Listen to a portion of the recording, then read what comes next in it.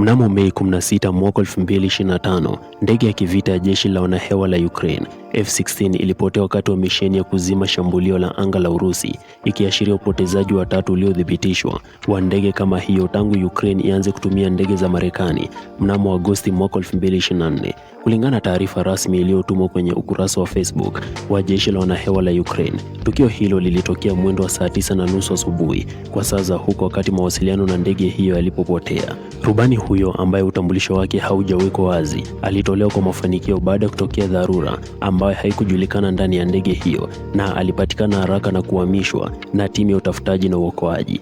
Hali ya rubani inaripotiwa kuwa ya kuridhisha bila tishio la moja kwa moja kwa maisha au afya. Tume imeundwa kuchunguza mazingira ya hasara hiyo, ingawa hakuna maelezo zaidi ambayo yametolewa na mamlaka ya Ukraine.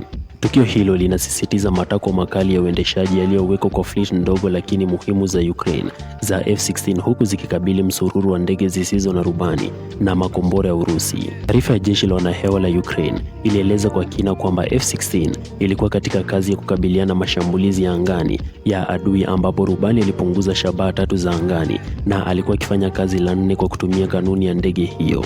F-16 iliundwa kwa ajili ya enzi ya mapigano ya dogfight na mgomo usahihi. Sasa inakabiliwa na uwanja wa vita unaotawaliwa na ndege zisizo na rubani na vita vya kielektroniki.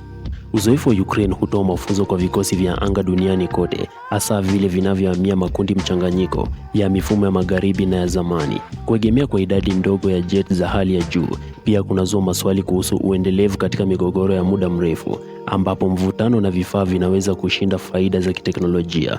Uchunguzi unapoendelea, swali moja linabakia: je, F-16 za Ukraine zinaweza kuendelea kuinamisha usawa wa angani, au je, ustadi unaokuwa ndege zisizo na rubani za Urusi na ulinzi utadai mbinu mpya ubora wa anga?